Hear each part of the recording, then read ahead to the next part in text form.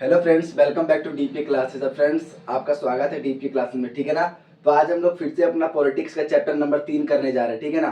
देखिए, हम ना ये वाली किताब करने जा रहे हैं हम लोग। ठीक है, ये वाली हम लोग किताब कर रहे हैं, आप देख सकते हैं। ठीक है, तीसरा तीसरा चैप्टर हम लोग करने जा रहे हैं। ठीक है, दूसरा चैप्टर हम कर चुके थे और तीसरा चैप्टर जो इसमें है वो अमेरिका वर्चस्व वाला चैप्टर है। ठीक है ना।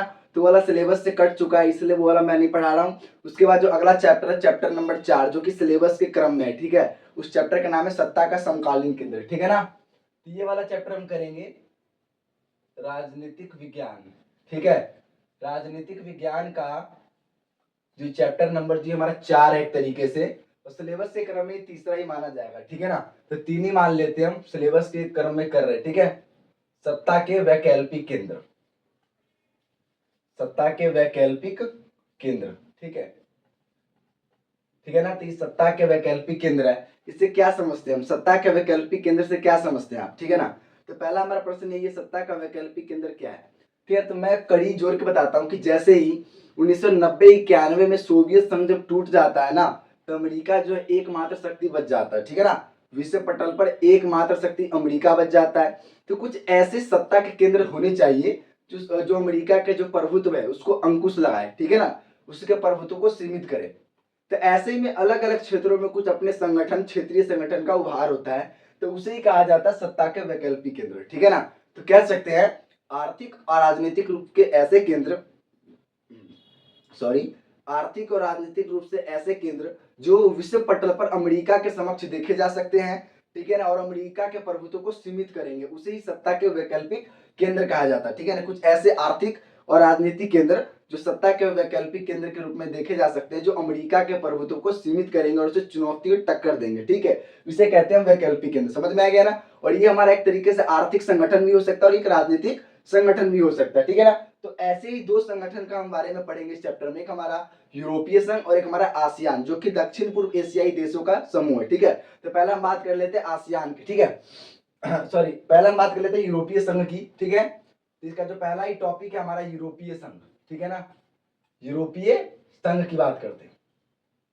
ठीक है, देखिए जो यूरोपीय संघ है ना, ये यूरोपीय संघ जो यूरोप के जो देश है उनका ये समूह है पहली बार। ठीक है ना, यूरोप के 28 देशों का पहले ये एक समूह था, लेकिन 28 में से ना अब एक सदस्य जो है ब्रिटेन, वो अलग हो चुका है। ठीक है ना, एक सदस्य जो ब्रिटेन वो अलग हो गया है। 2016 में वो अलग हो गया था। 2016 में जो ब्रिटेन है, 2016 में ब्रिटेन जो है, ब्रिटेन अलग हो गया था। ठीक है ना, और इसके अलग होने को ब्रेक्सिट कहा गया था, ब्रेक्सिट। ठीक है ना, BRE, ब्रेक्सिट कहा गया था। ठीक है ना, बी स्टैंड फॉर ब्रिटेन और एग्जिट का मतलब बाहर चले जाना। 2016 में ब्रिटेन का यूरोपीय संघ से बाहर चले जाने को ब्रेक्सिट कहा गया था। ठीक है ना, और अभी वर्तमान में इसके 27 देश है। कितने देश है वर्तमान में इसके? 27 देश है। और इसका जो मुख्यालय है वो कहाँ पे है? ब्रुसेल्स में है। ठीक है ना, बेल्जियम के ब्रुसेल्स में यूरोपीय संघ का मुख्यालय है। ठीक है, कहां पर है? ब्रुसेल्स में, ब्रुसेल्स में। ठीक है ना, तो बेल्जियम की राजधानी है ब्रुसेल्स, वहां पे बेल्जियम की राजधानी ब्रुसेल्स है, वहीं पे यूरोपीय संघ का क्या है, ये हेडक्वार्टर है, मुख्यालय है। ठीक है ना, तो हम बात करते हैं यूरोपीय संघ की। यूरोपीय संघ किस तरीके से बना। ठीक है ना, देखिए यूरोपीय संघ बनने का क्या एक इतिहास है, मतलब सीधे सीधे यूरोपीय संघ एक क्रमिक रूप से बना हुआ संगठन है। ठीक है, तो उसके बारे में हम बात करते हैं। ठीक है, यूरोपीय संघ। ठीक है, तो इतना याद रखना कि यूरोपीय संघ में भी वर्तमान में 27 देश है और इसके मुख्यालय कहाँ पे है? ब्रुसेल्स में है। ठीक है ना। देखिए यूरोपीय संघ कैसे बना है, सबसे पहली बात हम बात कर लेते हैं दूसरे विश्व युद्ध की।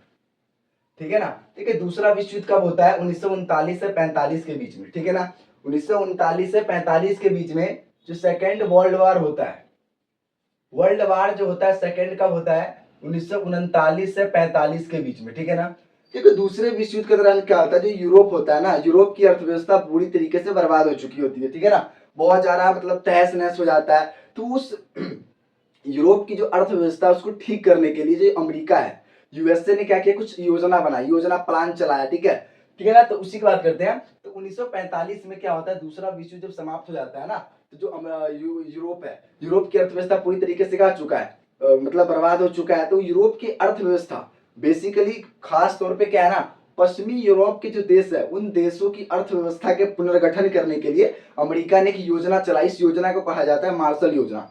क्या कहा जाता है? मार्शल योजना। ठीक है ना, दूसरे विश्व युद्ध के बाद में क्या होता है? मार्शल योजना चलाया जाता है। क्या चलाया जाता है? मार्शल योजना। ठीक है ना, पश्चिमी यूरोप के या फिर यूरोप के देशों के अर्थव्यवस्था के पुनर्गठन के लिए अमेरिका द्वारा जो योजना चलाया जाता है उसे कहा जाता है मार्शल योजना। ठीक है ना। इस मार्शल योजना को कौन चलाता है? यूएसए द्वारा, अमेरिका के द्वारा चलाया जाता है। इस मार्शल योजना के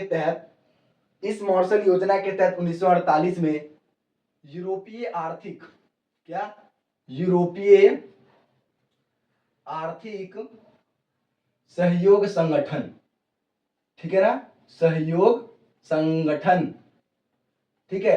तो मार्शल योजना के अंतर्गत 1948 में यूरोपीय आर्थिक सहयोग संगठन की स्थापना की गई। तो इसका जो मेन उद्देश्य क्या था? यूरोप के जो देश है उन देशों के बीच में क्या करना? आर्थिक रूप से सहयोग करना है और आगे बढ़ना, एक साझा आर्थिक व्यापार हो, ठीक है ना, साझा उत्पादन प्रणाली तैयार हो, इस तरीके से। उसके बाद ये प्रणाली है, ये व्यवस्था जो है, ये संगठन आगे चल के 1949 में यूरोपीय परिषद का रूप ले लेता है। किसका ले लेता है? यूरोपीय परिषद का रूप ले लेता है, ठीक है ना। पहले चला हमारा मार्शल योजना, मार्शल योजना के अंतर्गत यूरोपीय आर्थिक सहयोग संगठन बन जाता है। उसके बाद 49 में यूरोपीय परिषद बन जाता है और फिर 1957 में ये बन जाता है यूरोपियन इकोनॉमिक, ठीक है ना, यूरोपियन इकोनॉमिक कम्युनिटी, ठीक है, ठीक है ना। फिर 1957 में यूरोपियन इकोनॉमिक कम्युनिटी बन जाता है। फिर उसके बाद ये संस्था एक अलग रूप, एक राजनीतिक रूप तैयार कर लेता है, ठीक है ना। ये मार्शल योजना के बाद जो संगठन बन रहे सारे के सारे एक आर्थिक संगठन है, ठीक है ना। लेकिन ये आर्थिक संगठन धीरे धीरे 1957 के बाद एक राजनीतिक चरित्र ग्रहण कर लेता है, ठीक है ना।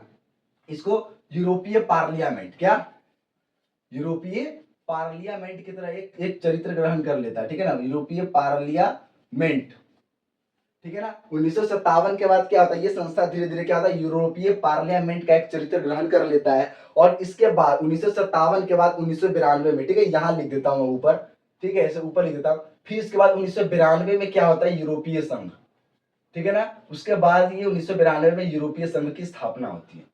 समझ में आया क्या? यूरोपीय संघ का जो इतिहास है इस प्रकार से, ठीक है ना।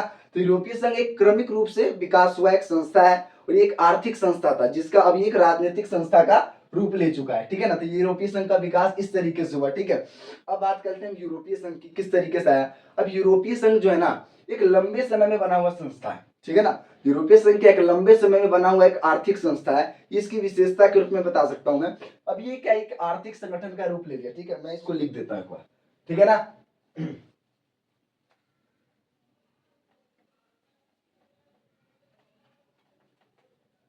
यूरोपीय संघ जो है अब ये एक राजनीतिक संस्था का रूप ले चुका है, ठीक है।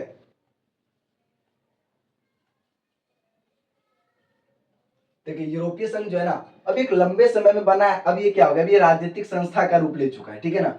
यूरोपीय संघ एक राजनीतिक संस्था का रूप ले चुका है। दूसरा क्या? एक विशाल राष्ट्र राज्य की तरह, ठीक है ना, विशाल राष्ट्र राज्य, ये एक विशाल राष्ट्र राज्य हो चुका है। इसके अंदर क्या 27 राज्यों को बना के संगठन बनाया गया, इसीलिए क्या ये एक विशाल राष्ट्र राज्य की तरह भी काम कर रहा है, ठीक है ना। देखिए इस यूरोपीय संघ का अपना एक झंडा है, क्या है? अपना एक झंडा है, अपना एक राष्ट्रगान है, ठीक है। इसका अपना एक स्थापना दिवस है कि कब इसकी स्थापना हुई, ठीक है। उसी के अलावा क्या है? इसकी अपनी एक मुद्रा है, क्या है? इसकी मुद्रा है, ठीक है ना। और यूरोपीय संघ की मुद्रा को क्या बोलते हैं? यूरो। क्या बोलते हैं? यूरो, ठीक है।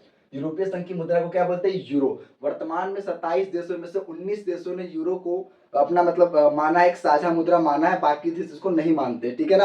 और अभी हाल फिलहाल का सबसे जो नया देश है यूरोपीय संघ का, वो 2013 में शामिल हुआ देश है क्रोएशिया, याद रखना है, ठीक है ना। क्रोएशिया, क्रोएशिया, ठीक है ना, एशिया नहीं है, क्रोएशिया है, ठीक है। तो 2013 में भी शामिल हुआ है यूरोपीय संघ में क्रोएशिया और इसकी मुद्रा क्या है? यूरो। टोटल सदस्य कितने हैं? 27 है और इनमें से 19 देश है वो यूरो को मानते हैं, ठीक है ना। 19 देश क्या है? यूरो को मानने वाले देश है, ठीक है। तो हम बात कर रहे थे यूरोपीय संघ की विशेषता की। तो लंबे समय में यूरोपीय संघ बना था और ये राजनीतिक संस्था का रूप ले लिया, पहले आर्थिक संस्था था। दूसरा की क्या है? विशाल राष्ट्र राज्य की तरह काम कर रहा है। तीसरा कि इसकी एक झंडा है, गान है और स्थापना दिवस है, इसका एक मुद्रा है। तीसरा क्या है कि इसके सारे सदस्यों के बीच में ना अपना एक कॉमन यानी कि साझा विदेश नीति है, साझा सुरक्षा नीति है, ठीक है ना। तो ये इसकी विशेषता है, साझा विदेश नीति, ठीक है ना, साझा विदेश नीति प्लस में क्या है? सुरक्षा नीति, ठीक है। तो ये सारा का सारा क्या यूरोपीय संघ की विशेषता है, ठीक है। तो ये क्या यूरोपीय संघ की एक विशेषता है, लंबे समय में बना है, इसकी अपनी एक मुद्रा है, पहचान है, झंडा है, ठीक है, गान है, स्थापना दिवस है, ठीक है ना। इसकी कुछ कमियां भी, इसकी कमियों को पहले एक बार देख लेते हैं, ठीक है। फिर बात हम करेंगे इसकी सत्ता का किस प्रकार से ये केंद्र हो सकता है, ठीक है ना। इस सत्ता का किस तरीके से केंद्र हो सकता है उसको हम बात करेंगे अभी। पहले हम जान लेते हैं इसकी कमियां क्या है, ठीक है। तो देखिए यूरोपीय संघ की ना सबसे बड़ी कमियां क्या है, कमी, और ये इंपॉर्टेंट है, ठीक है ना, ये इंपॉर्टेंट है, ये पेपर में आता है 3-4 नंबर का, ठीक है ना। तो इसको अच्छे से लिख लेंगे, ठीक है। यूरोपीय संघ की कमियों की बात कर ले हम। यूरोपीय संघ की कमियां या फिर सीमाएं भी कह सकते हैं, पेपर में सीमाएं भी आता है, ठीक है ना। तो मैं कमियां लिख देता हूं, आप सीमाएं लिख लेना, ये कमियां दोनों एक ही है, ठीक है। ठीक है, देखो सबसे पहला इसका पॉइंट यही बनेगा कि देखिए यूरोपीय संघ की सबसे बड़ी कमियां क्या है ना, इसके सारे के सारे सदस्य देश आपस में तो मतलब मिले हुए शामिल है, लेकिन कुछ मामलों में, अनेक मामलों में क्या है ना, इन देशों की अपनी अपनी सुरक्षा विदेश नीति हो जाती है, जो कभी कभी ये देश जो है एक दूसरे के खिलाफ हो जाते हैं, ठीक है ना। अनेक मामलों में, ठीक है ना, अनेक मामलों में अलग विदेश नीति, ठीक है ना, अनेक मामलों में अलग विदेश नीति, अनेक मामलों में अलग विदेश नीति द, ठीक है। तो अलग मामलों में क्या है ना, अलग अलग विदेश नीति हो जाती है यूरोपीय संघ के सदस्य देशों की, जो कभी कभी इनके खिलाफ हो जाते हैं, इसकी कमियां है। दूसरा क्या है ना कि इसके बहुत सारे सदस्य क्या है ना अमेरिका के गठबंधन में ही है, क्या है, अमेरिकी गठबंधन में है, गठबंधन में है। बहुत सारे सदस्य देश क्या है इस यूरोपीय संघ के क्या है ना अमेरिकी गठबंधन में है, जिस कारण से क्या है ना इन देशों के बीच में क्या एकता जो मेन मिलाप है उसमें क्या और एक कमी देखने को मिल रही है। तीसरा क्या है ना कि यूरोपीय संघ में भी, जैसे कि मैंने बताया कि यूरोपीय संघ में 27 देश है, और 27 में से ना सारे के सारे सदस्यों ने क्या किया है, यूरो को भी नहीं माना, यानी कि इसके क्या है ना यूरोप वाले क्षेत्र में, यूरोपीय क्षेत्र में, यूरोपीय क्षेत्र में ना यूरो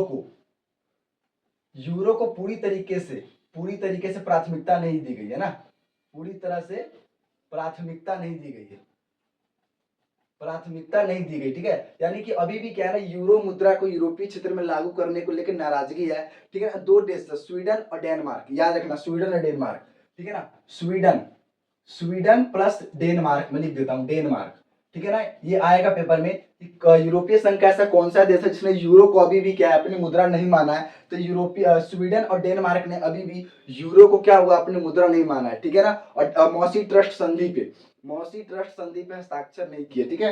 एक बात और देखिए कि यूरोपीय संघ की स्थापना 1992 में जो की गई थी ना, वो एक संधि के द्वारा किया गया था, तो संधि का नाम था मॉसी ट्रस्ट संधि, ठीक है ना। मॉसी ट्रस्ट संधि पे हस्ताक्षर करके यूरोपीय संघ की स्थापना की गई थी, ठीक है ना।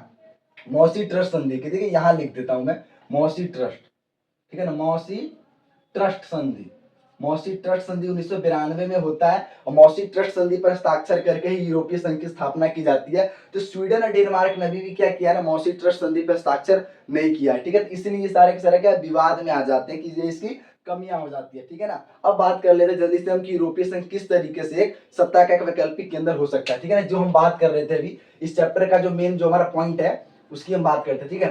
देखिए यूरोपीय संघ क्या है ना कोई एक देश नहीं है, ठीक है ना। यूरोपीय संघ क्या है कोई एक देश नहीं है बल्कि ये देशों का एक संगठन है, ठीक है ना। यूरोपीय संघ क्या है कोई देश नहीं है बल्कि ये देशों का एक संगठन है। तो मेन रूप से क्या होगा इसका प्रभाव बहुत ज्यादा देखने को मिलता है, ठीक है।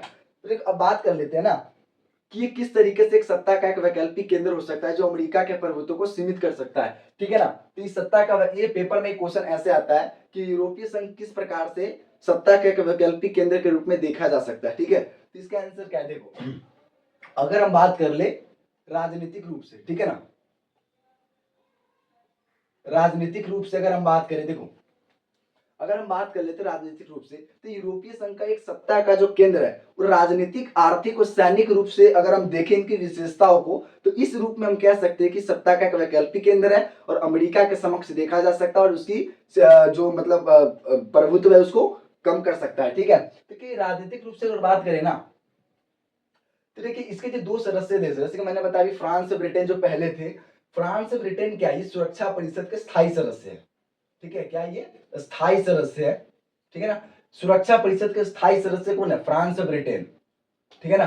फ्रांस प्लस में जो ब्रिटेन है सुरक्षा परिषद के क्या है स्थायी सदस्य है। जो इनके पास परमाणु हथियार है, ठीक है ना, परमाणु हथियार है, ठीक है। ये परमाणु शक्ति संपन्न देश है, ठीक है, सुरक्षा परिषद का स्थायी सदस्य है। ठीक है। तो इस मामले में क्या हो सकता है, ये अमेरिका को टक्कर दे सकते हैं, रोक लगा सकते हैं, ठीक है ना। अगर अगर हम बात कर लेते हैं आर्थिक रूप से, ठीक है ना, देखो आर्थिक रूप से अगर हम देखें, देखो आर्थिक रूप से अगर हम बात करें ना, तो 2016 में दुनिया की दूसरी सबसे बड़ी अर्थव्यवस्था थी। 2016 में दुनिया की दूसरी सबसे बड़ी अर्थव्यवस्था किसकी थी, यूरोपीय संघ की थी। और इसका जो जीडीपी था कितना, $17,000, कितना, 17,000 अरब डॉलर, 17,000 अरब डॉलर इसकी जीडीपी थी 2017 में। दुनिया की दूसरी सबसे बड़ी जीडीपी थी। ये करीबन अमेरिका के ही समान था। और डब्ल्यूटीओ में, कहां पे, डब्ल्यूटीओ में, वर्ल्ड व्यापार में क्या है, अमेरिका से 3 गुना, अमेरिका से 3 गुना ज्यादा इसकी हिस्सेदारी है। और इसकी जो आर्थिक शक्ति का प्रभाव है इसके आसपास के देशों में नहीं, यूरोपीय क्षेत्रों में नहीं, बल्कि अफ्रीका और एशिया के दूर दराज के क्षेत्रों में भी देखा जा सकता है, ठीक है ना। दूर दराज के क्षेत्रों में भी देखा जा सकता है प्रभाव, दूर दराजों पर प्रभाव देखा जा सकता है, ठीक है ना। तो आर्थिक रूप से ये इस तरीके से क्या शक्तिशाली है। राजनीतिक रूप से हमने देखा कि इसके 2 सदस्य देश है, फ्रांस, ब्रिटेन, इनके पास क्या परमाणु हथियार, और इनके पास करीबन 550, ठीक है, 550 परमाणु हथियार के ये करीबन अनुमान है, ठीक है ना। तो इस रूप से, और सैनिक रूप से अगर हम बात कर ले, किसकी, सैनिक रूप से अगर हम बात कर लेना, यही बता देता हूं मैं, ठीक है ना। सैनिक रूप से अगर हम बात करें, क्या, सैनिक रूप से अगर हम बात कर ले, तो दुनिया की दूसरी सबसे बड़ी, क्या, दुनिया की दूसरी सबसे बड़ी जो आर्मी है, ठीक है ना, दूसरी सबसे बड़ी आर्मी इसके पास है, सबसे बड़ी आर्मी इसके पास है, ठीक है, दूसरी सबसे बड़ी आर्मी इसके पास है। और अंतरिक्ष विज्ञान और सूचना प्रौद्योगिकी के मामले में भी क्या है, दूसरा स्थान है इसका विश्व में, ठीक है ना। अंतरिक्ष विज्ञान और सूचना प्रौद्योगिकी के मामले में भी यूरोपीय संघ का विश्व में दूसरा स्थान है, ठीक है। और ये सैनिक के मामले में, इसका रक्षा बजट जो है, रक्षा बजट क्या, अमेरिका के बाद दूसरे नंबर पर है, ठीक है ना। यूरोपीय संघ का रक्षा बजट भी क्या, अमेरिका के बाद दूसरे नंबर पर है। इसकी सेना भी दूसरी सबसे बड़ी है। अंतरिक्ष विज्ञान और सूचना प्रौद्योगिकी के मामले में भी क्या, दूसरे नंबर पर, ठीक है ना। तो इस सारी की सारी जो विशेषता है, राजनीतिक रूप से, आर्थिक रूप से, ठीक है, सैनिक रूप से, इन सभी को देखते हुए कहा जा सकता है कि इसकी जो शक्ति है आर्थिक और राजनीतिक रूप से क्या है, वो अमेरिका से ताकतवर तो नहीं, लेकिन अमेरिका के समान है। जो अमेरिका के जो प्रभुत्व है उसको सीमित कर सकता है, उसको अंकुश लगा सकता है और उसको जवाब दे सकता है, ठीक है ना। तो इस तरीके से क्या है, ये सत्ता का एक समकालीन केंद्र के रूप में देखे जा सकते हैं, वैकल्पिक केंद्र के रूप में देखे जा सकते हैं, ठीक है ना। तो आज के लिए इतना ही, ठीक है ना। तब तक के लिए बाय बाय, और सब्सक्राइब कर ले डीपी क्लासेस को, ठीक है ना।